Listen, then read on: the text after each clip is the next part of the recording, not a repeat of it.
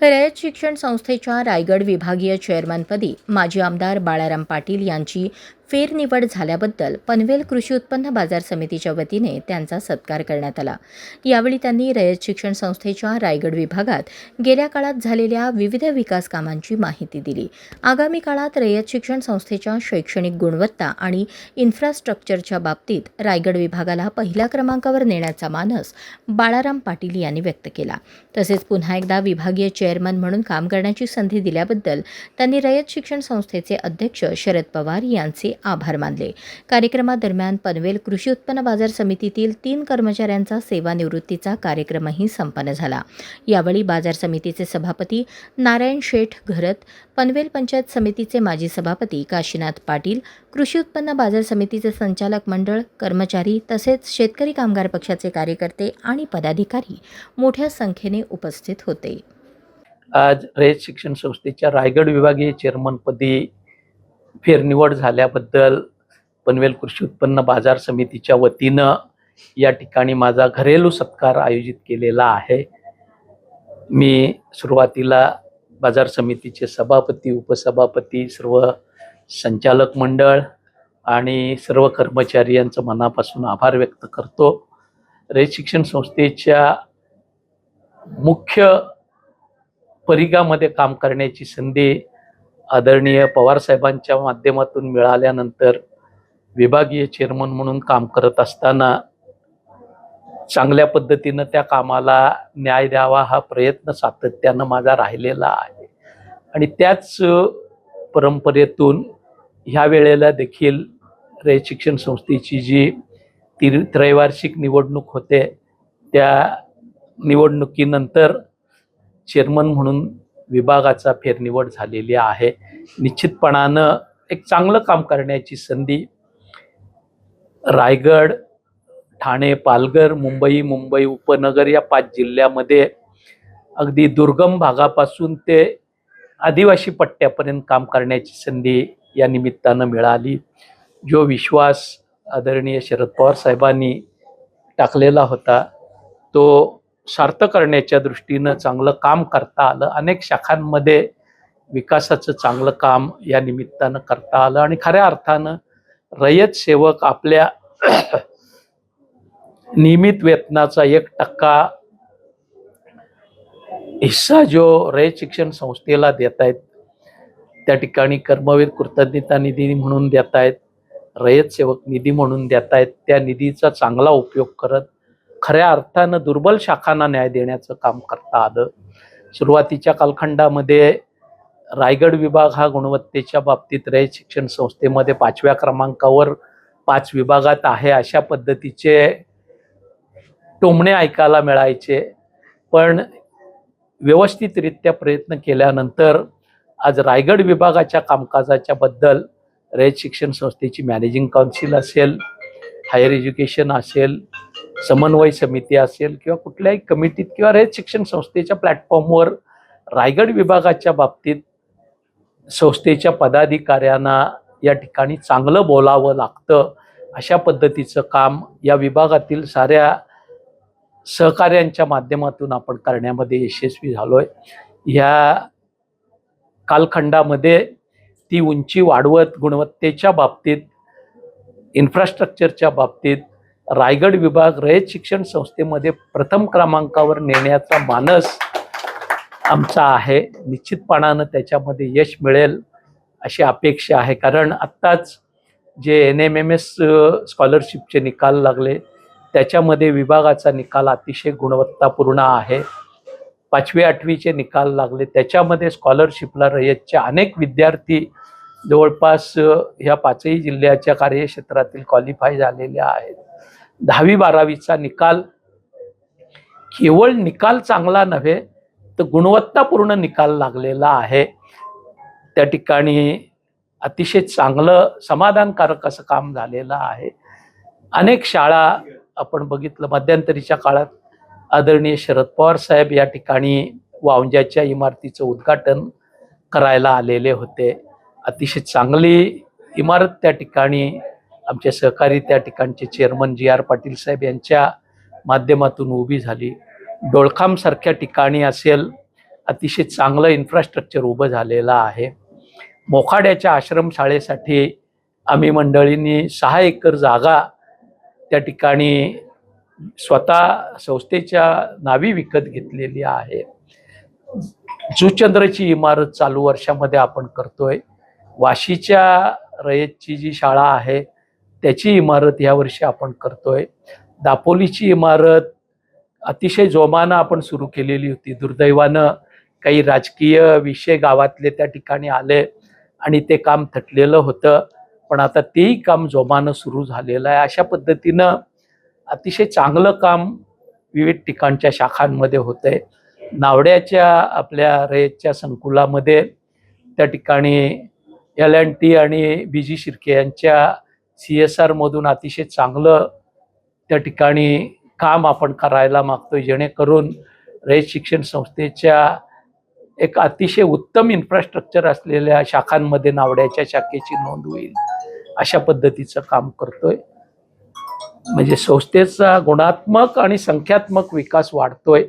अनेक शाळांमध्ये त्या ठिकाणी विद्यार्थी संख्या वाढून मुख्याध्यापकाची पदं पुन्हा मिळवण्यामध्ये आम्ही यशस्वी झालो. म्हणजे एका बाजूला मराठी माध्यमाच्या शाळा बंद पडत असताना रायगड विभागात मात्र रयतच्या शाळांमध्ये विद्यार्थी संख्या वाढवण्याचा केलेला प्रयत्न या ठिकाणी यशस्वी होताना दिसतोय. नाव्यासारखी शाखा आहे त्या ठिकाणी देखील विद्यार्थी संख्या वाढून आज मुख्याध्यापक पद मिळालेलं आहे. हा सारा एकत्रित विभागातले सारे कर्मचारी असतील, मॅनेजिंग काउन्सिल सदस्य असतील, जनरल बॉडी सदस्य असतील, त्या त्या ठिकाणी काम करणारे शाळा समितीचे सदस्य असतील, आमचे विभागीय अधिकारी असतील, मुख्याध्यापक, शिक्षक, या साऱ्यांच्या एकत्रित प्रयत्नाचा, कलेक्टिव्ह इफर्टचा हा परिणाम आहे आणि एक चांगलं काम या विभागामध्ये होतंय.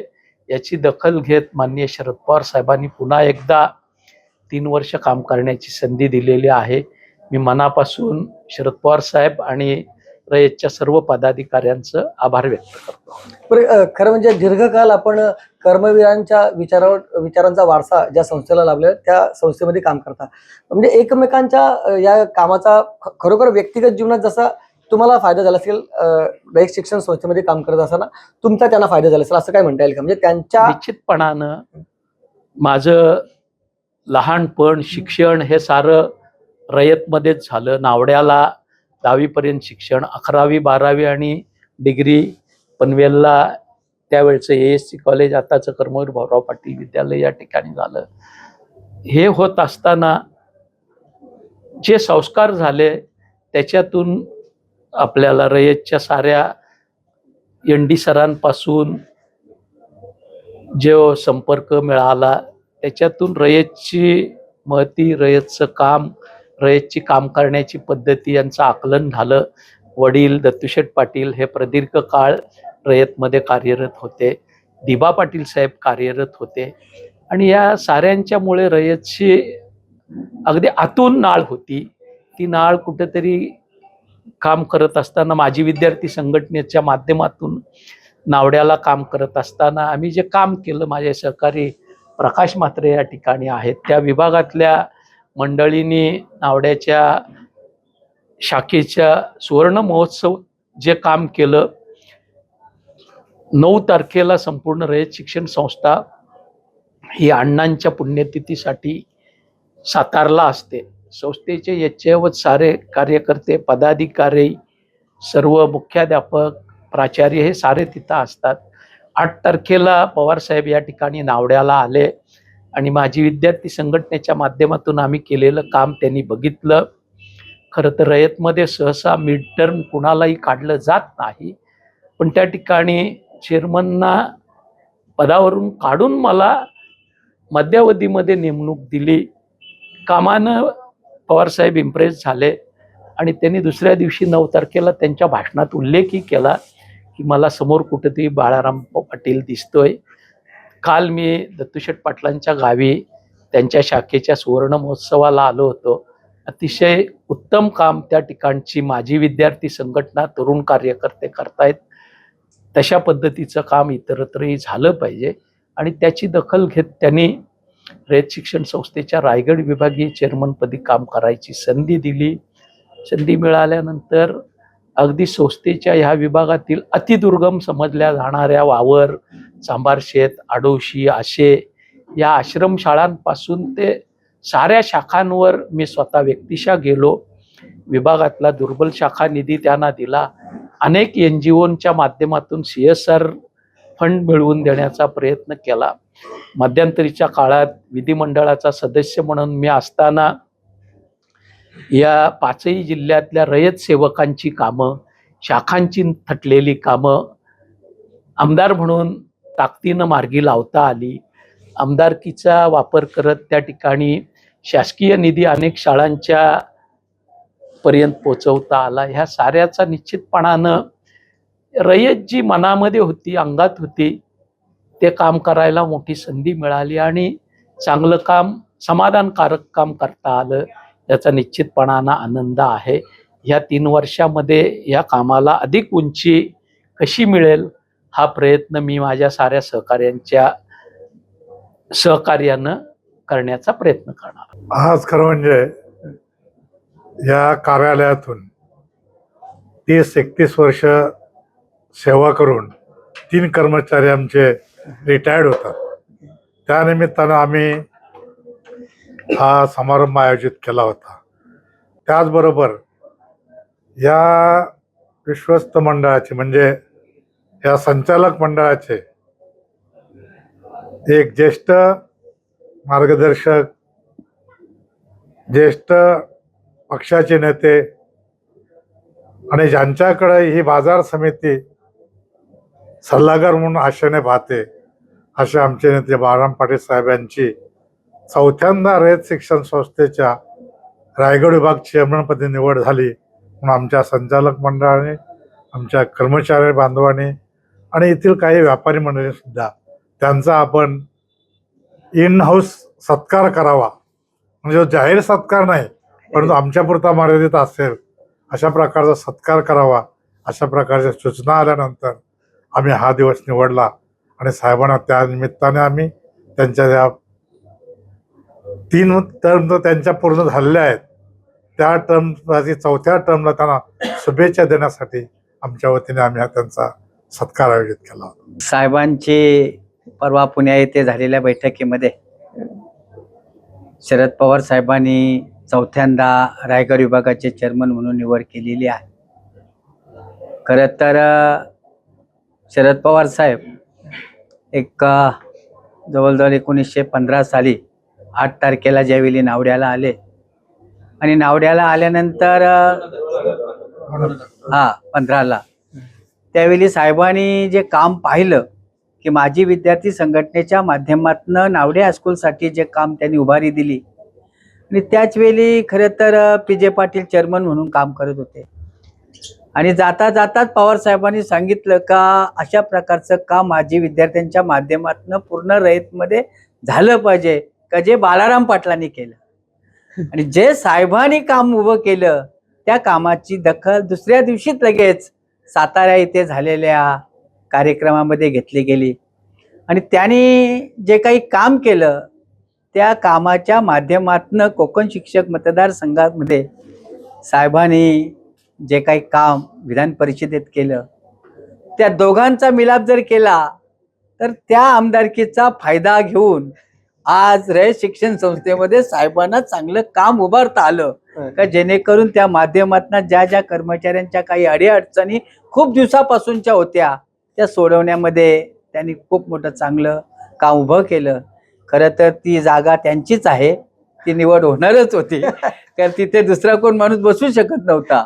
त्याच्यामुळं आपल्या सर्वांच्या वतीनं आज नारायण शेठ घरत साहेबांना मी धन्यवाद देईन की त्यांच्या संचालक मंडळाची बैठक होती आणि या संचालक मंडळाच्या बैठकीत त्यांनी ठरवलं की अनवधनाने आपले 3 कर्मचारी आज सेवानिवृत्तही होत आहेत तर आपल्या घरच्या माणसांना या ठिकाणी न बोलवावं हे काही उचित होणार नाही. म्हणून साहेबांना त्यांनी आज बोलावलं. खरं तर त्यांचा टायमिंगही घेतला नव्हता, त्यांना साधा फोन केला, तुमचा सत्कार ठेवलाय तुम्ही या. म्हणजे एवढ्या साध्यापणानं ते वागतात. कदाचित त्यांना त्याच्या पदाच्या बाबतीत कुठलाच किंतु परंतु नसतो. आज नारायणशेठ घरत साहेब आणि त्यांच्या संचालकांनी त्यांना बोलावला, ते या ठिकाणी आलात. त्यांनी त्यांच्या भावना व्यक्त करताना सांगितलं का पुढच्या 4 वर्षात अतिशय चांगल्या रीतीनं कशा प्रकारे काम करता येईल हे मी निश्चित पाहीन. मी माझ्या वतीनं आणि आपल्या सर्वांच्या वतीनं त्यांना लाख लाख शुभेच्छा देतोय आणि भविष्यामध्ये त्यांनी आणखी काही उभारी घ्यावी अशी आपल्या सर्वांच्या वतीने अपेक्षा व्यक्त करतो. धन्यवाद. थँक्यू.